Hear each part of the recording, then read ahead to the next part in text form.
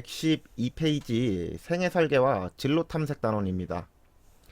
인생은 짧고 예술은 이게 아니고, 네. 인생은 길죠. 아직 여러분과 선생님 나이에서는 길어야 정상입니다. 오래오래 인생을 즐기며 살아야죠. 15살 혹은 선생님 같은 30대 나이에서 인생은 짧다라고 하면은, 좀 문제가 있어요. 길게 봐야 됩니다. 아무튼, 긴 인생을 살아갈 날이 많은 여러분들에게 묻습니다. 여러분들은 인생의 계획이 있습니까? 아직 아무런 계획이 없다고요? 물론 계획이 있어야 잘 되는 건 아닙니다. 늘 계획대로 흘러가지는 않으니까요. 하지만 앞으로 어떻게 살아갈 것인지에 대한 목표를 세우고 이를 실현하려면 계획은 있어야 합니다. 교과서 함께 보겠습니다. 너는 계획이 다 있구나. 113페이지입니다.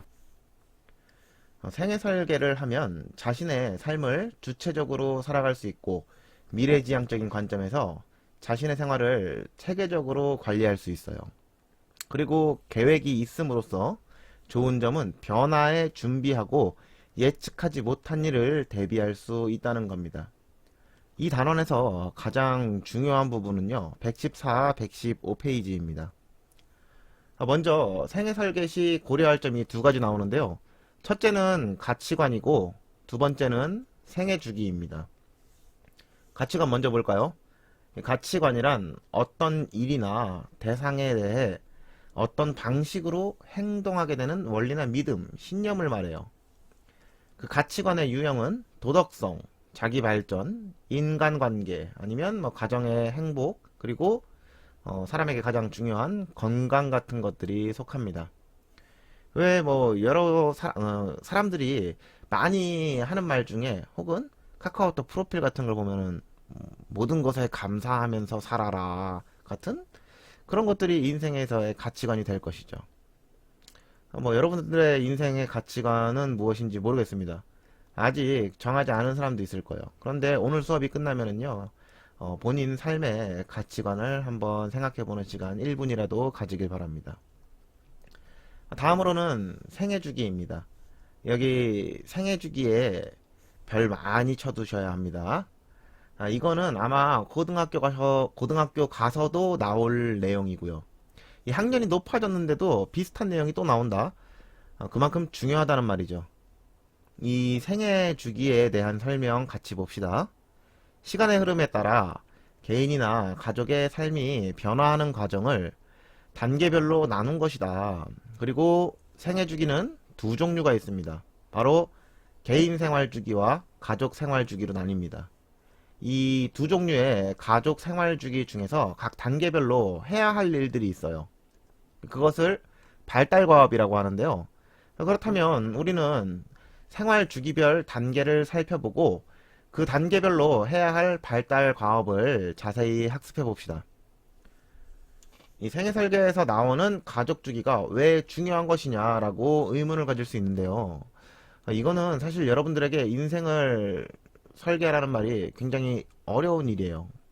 인생을 설계하려면 많은 지식과 정보가 필요한데 여러분은 지금 잘 배우고 있고 그러나 아직 부족한 게 있죠. 경험이 부족하죠. 경험이.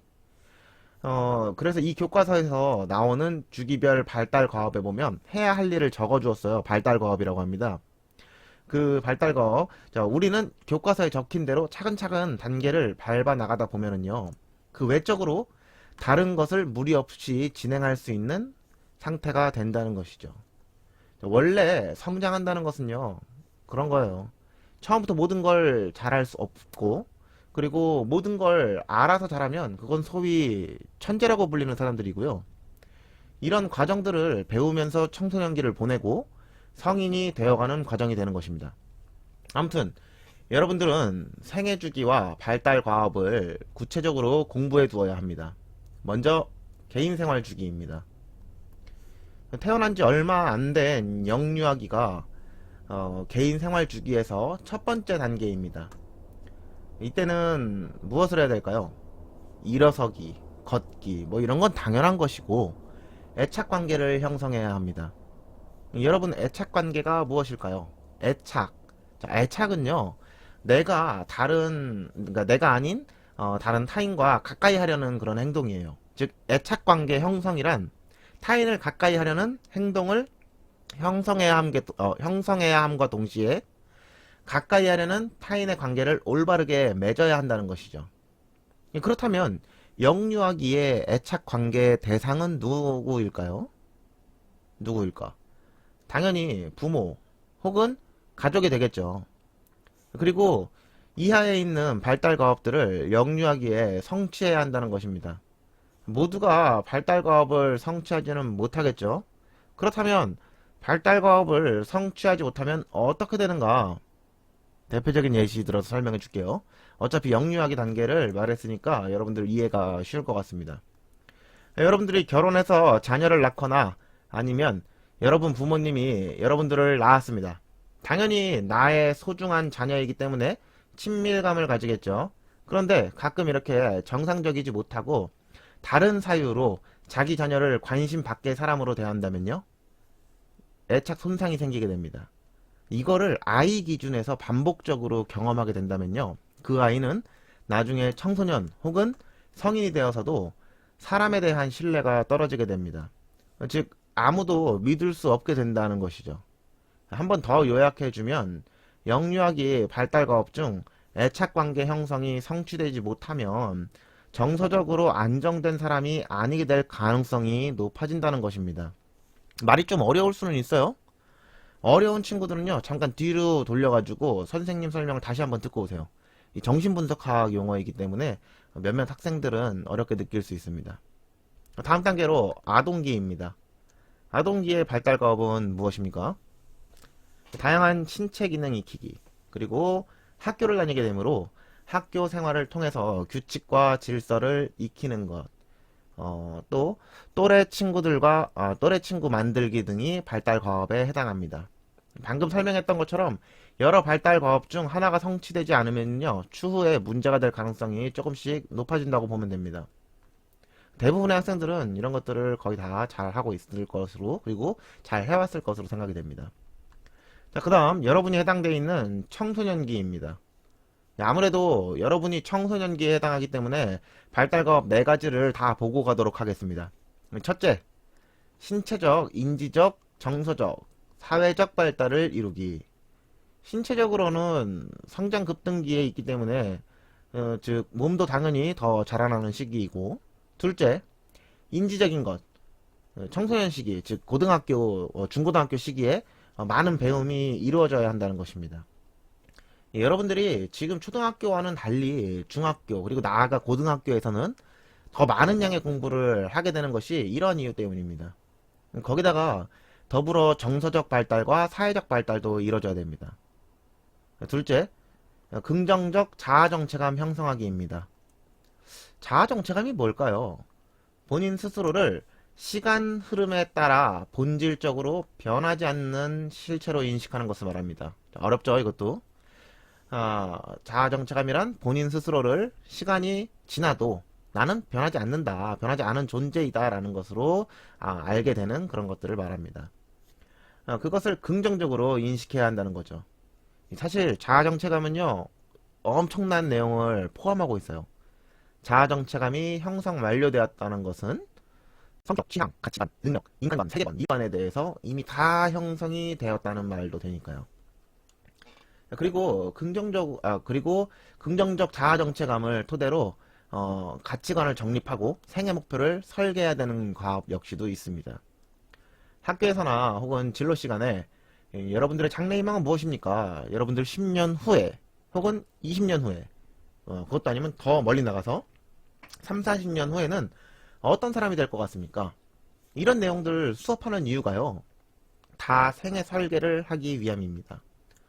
아까 얘기한 대로 물론 계획대로 흘러가지는 않을 수 있습니다.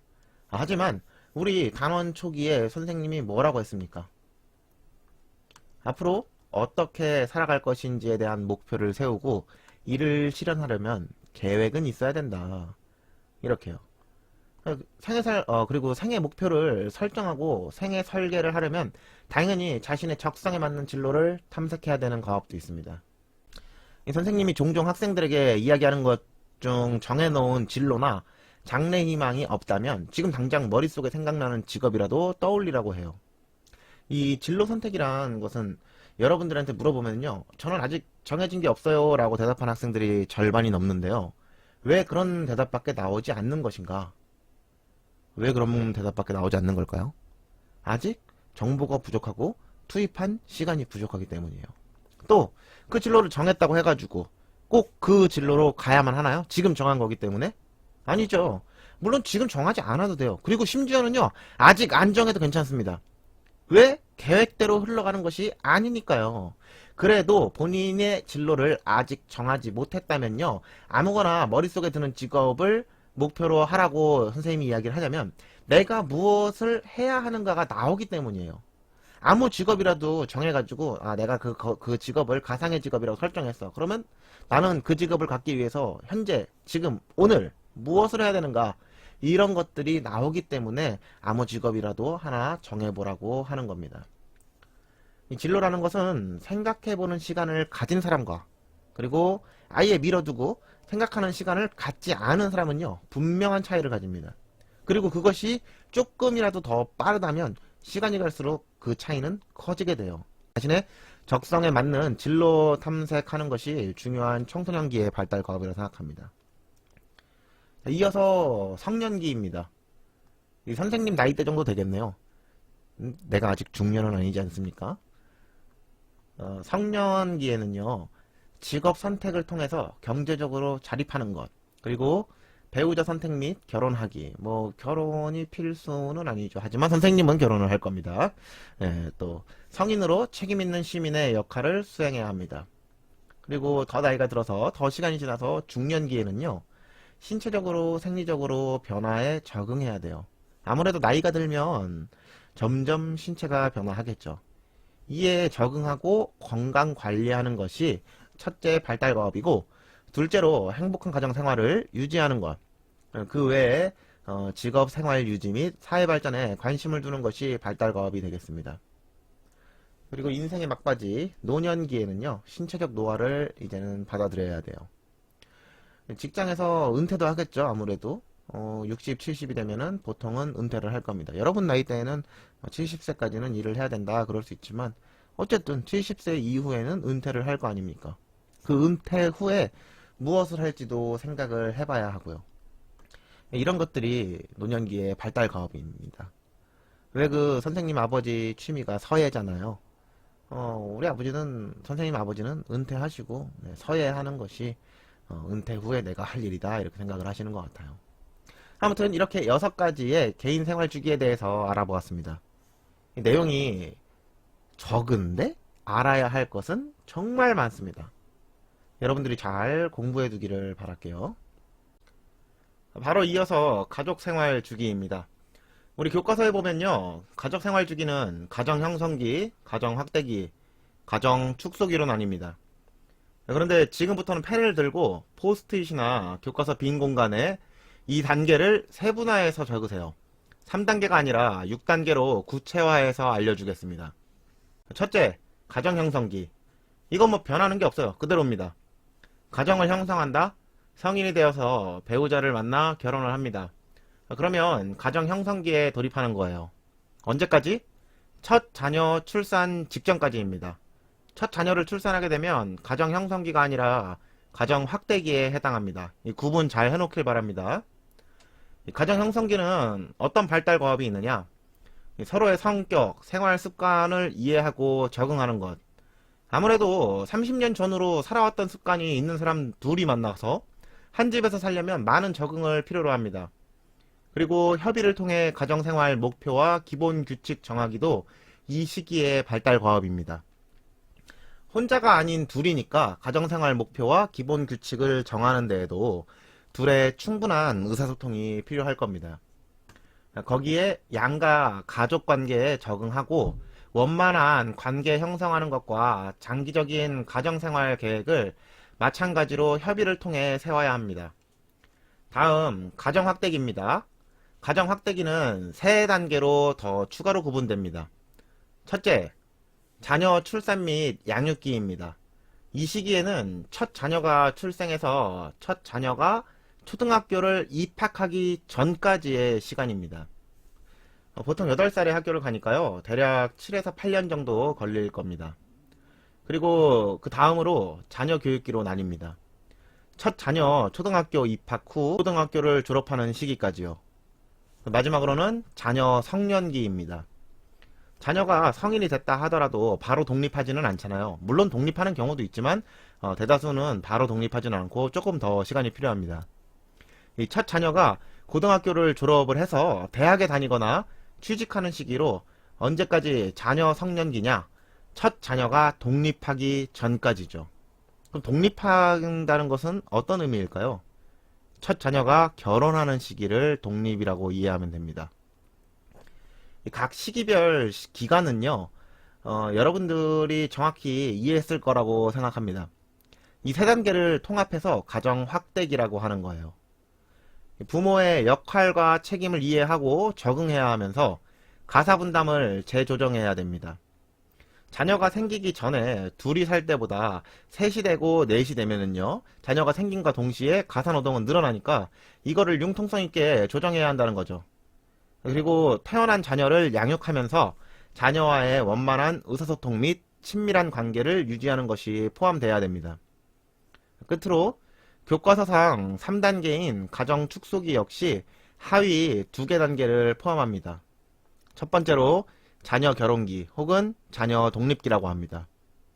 이 한 시기를 2가지 이름으로 부르는 것은 결혼 후에 독립하지 않고 부모님과 함께 부모님의 집에 들어와서 사는 경우가 있어서 그렇습니다.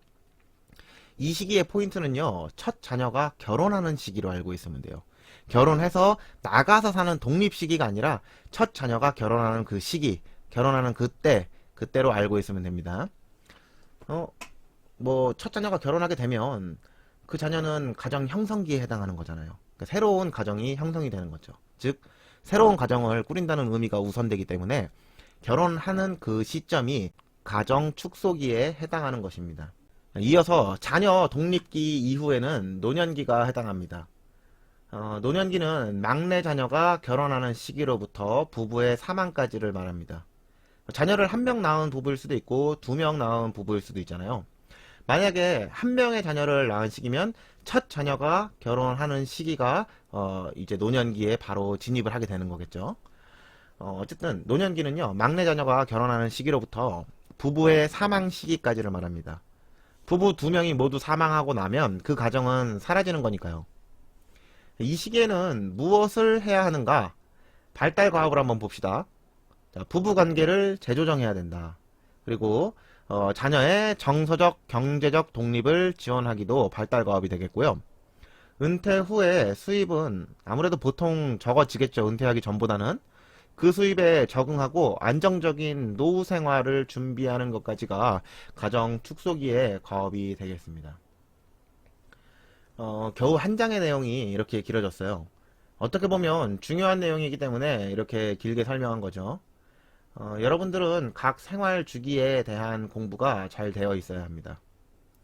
덧붙여 지금 우리가 배운 교과서의 생애 주기는요, 보는 관점에 따라서 그 보는 관점이 다른 학자들은 좁게는 3단계에서 넓게는 8개의 단계까지 구분해 놓기도 합니다. 우리는 그 중간인 6단계짜리를 공부를 한 거고요.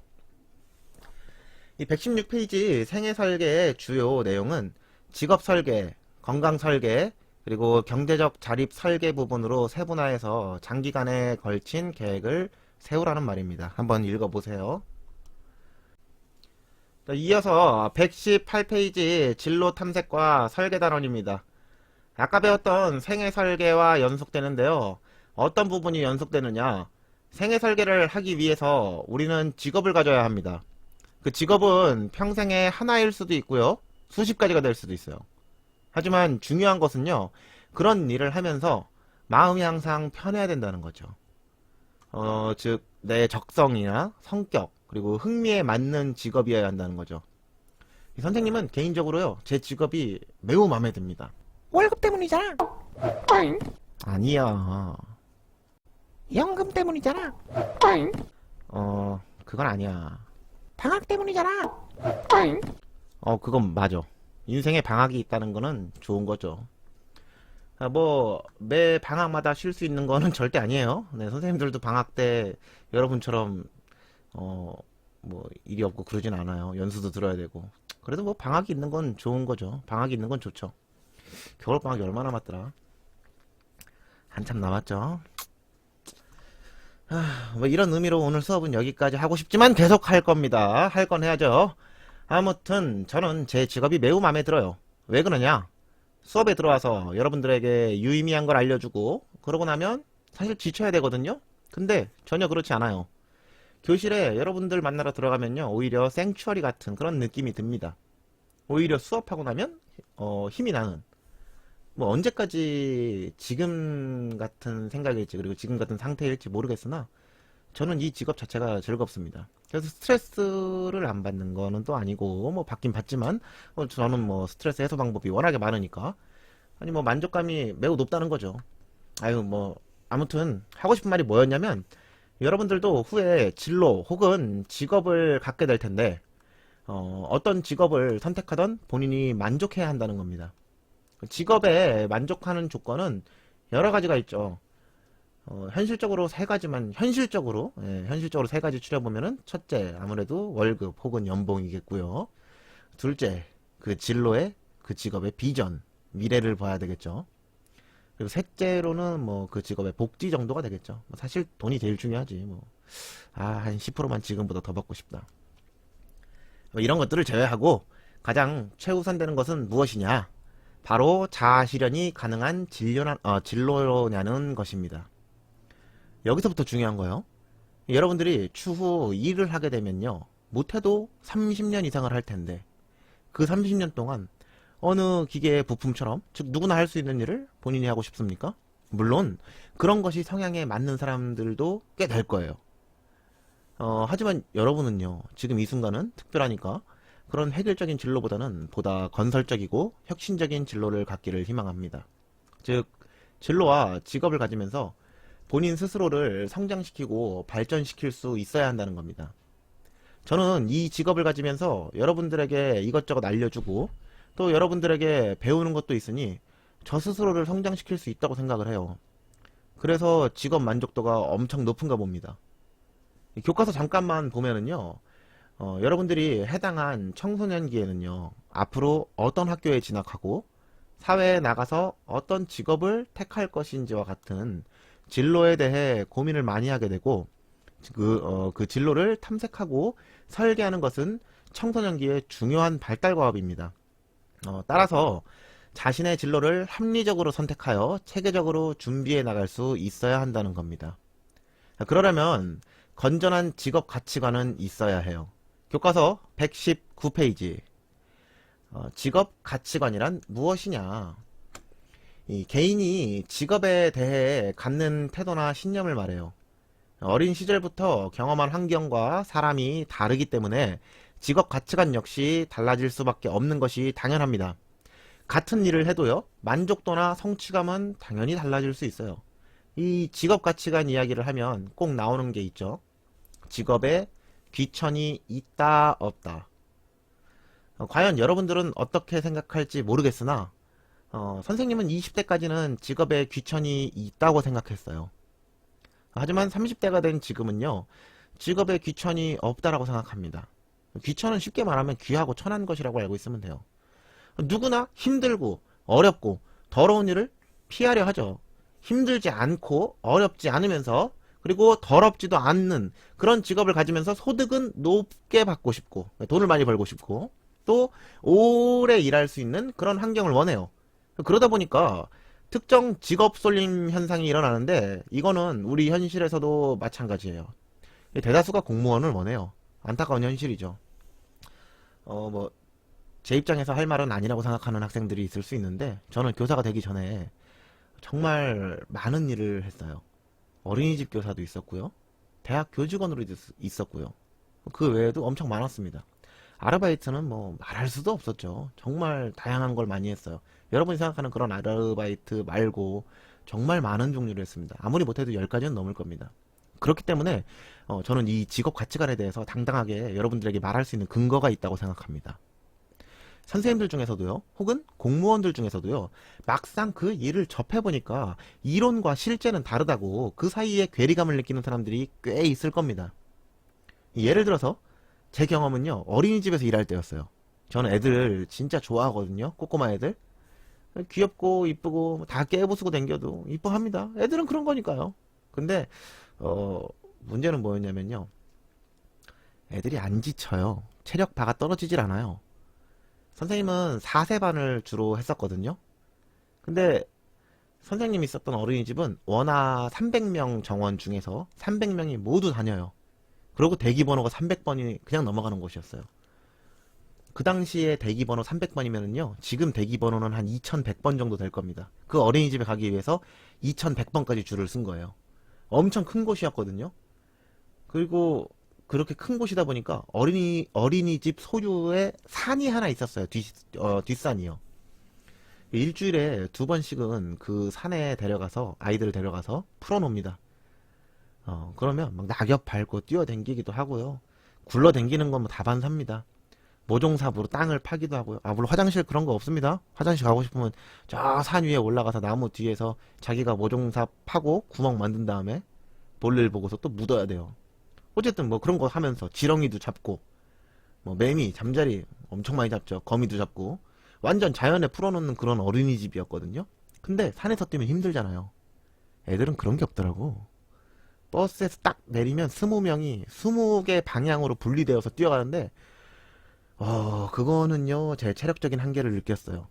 평소 체력이 낮은 편이 아닌데, 진짜 애들은 왜 안 지치지? 뭐 좋은 거 먹나? 집에 가서 선생님도요, 선생님 부모님한테 AS 신청 좀 해봐야 되겠어요. 30년이 좀 넘긴 했는데, 아무튼. 한두 명 어린아이 볼 때랑 20명씩 있을 때랑은 완전 다르더라고요. 그리고 무엇보다, 여러분은 중학교 2학년, 뭐, 혹은 뭐 중학교 1, 2, 3학년 전부 다 포함해서요. 선생님과 대화가 되잖아요. 애들은 대화가 안 되더라고. 자기 할 말만 하거나 아니면 자기 기분 좋을 때만 말하거나. 뭐 그게 예쁘고 귀여워서 힘이 나긴 했지만 올해는 못하겠어요. 네. 이것이 적성과 성격, 흥미가 맞는 사람들은요, 저를 이해하지 못할 거예요. 그러니까 어린이집이 본인의 천직이라고 생각하는 사람들은요, 저를 이해하지 못할 수 있어요. 이런 것처럼 사람은요, 각자의 기준에 맞춰서 직업 가치관을 갖기 때문에 모두 다를 수밖에 없음을 알아야 하고, 자신의 직업 가치관에 맞는 직업을 선택해야 한다는 겁니다. 다음 페이지 120페이지입니다. 진로 설계의 과정은, 진로를 설계하는 과정은 첫째, 생애 목표 인식하기, 그리고 나에 대해 이해하기, 직업 세계와 상급 학교 탐색하기 등 해가지고 쭉 해서 5단계를 거쳐요. 이 각 단계의 순서를 잘 기억해 놔야 되고요.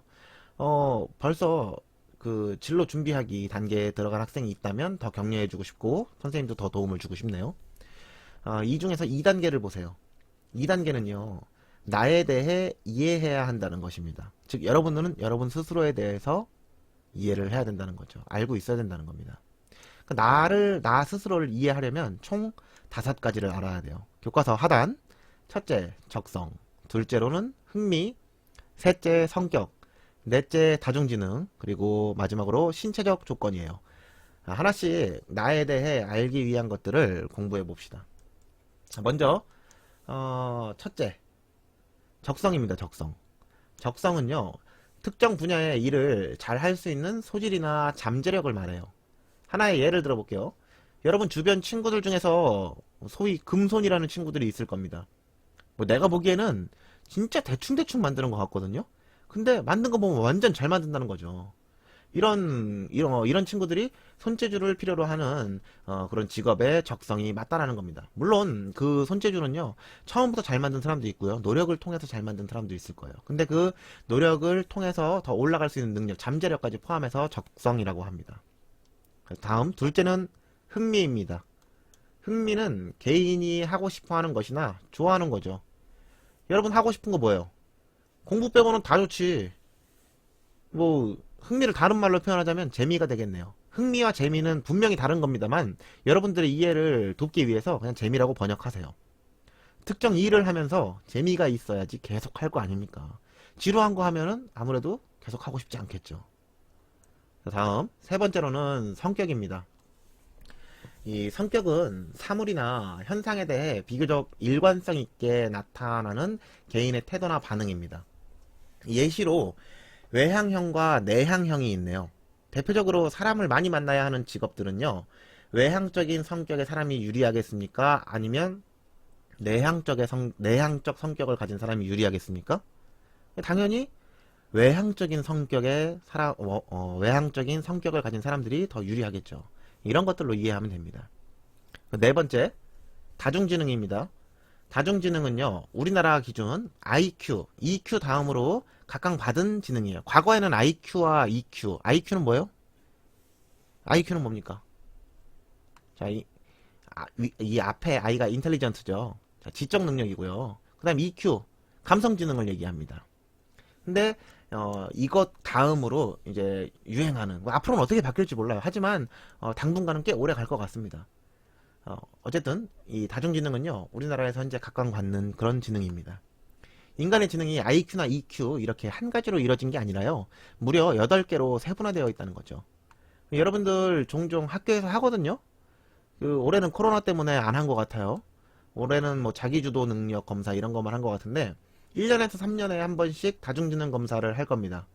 그러면 그 검사 결과에 언어적 지능이 높고 공간 지능이 높아 추천되는 직업군으로는 무엇이 있다, 이런 거예요. 이런 것들을 다중지능이라고 합니다. 자, 그리고 마지막으로 5째, 신체적 조건이죠. 말 그대로 체격 조건입니다. 체격 조건을 가장 우선시하는 것? 대표적으로 군인 보면 되겠습니다.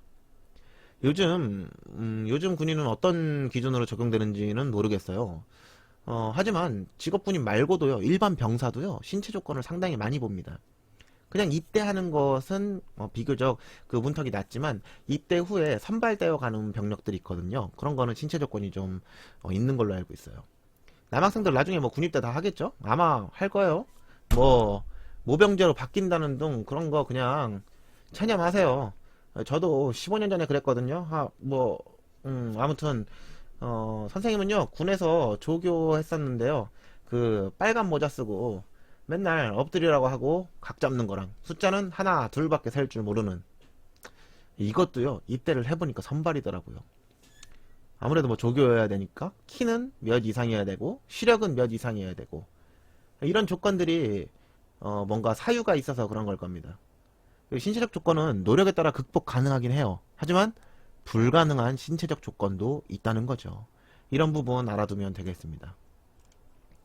이렇게 5가지 자신의 특성에 대해서 알아봤는데요.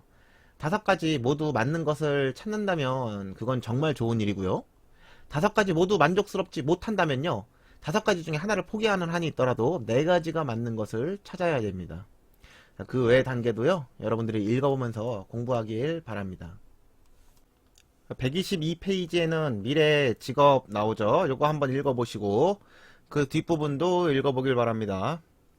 진도는 다 나갔고요. 이제 시험을 앞두고 마무리하겠습니다. 우선 주거 단원은 이전에 단원 정리 영상으로 제공해줬죠. 그리고 성폭력과 가정폭력 단원은 별도의 단원 정리 계획이 없습니다. 일 가정 양립과 생애 설계 단원 역시 따로 단원 정리 영상은 없고요. 이번에 원격 수업으로 제공했던 영상들을 시험 전에 다시 열어놓도록 하겠습니다. 이 3개의 영상을 모두 본다면 아마 시험은 대다수가 잘 볼 것으로 예상이 됩니다. 2학기의 진도를 모두 마치면서 다음 대면 수업 시간에는 부족했던 부분을 진행하거나 질의응답을 받도록 하겠습니다. 수행평가 안내 문자는 화요일 오전 10시로 발송 예약을 앞당겼습니다. 이 점 참고하길 바라고요. 수업 듣느라 고생 많았습니다.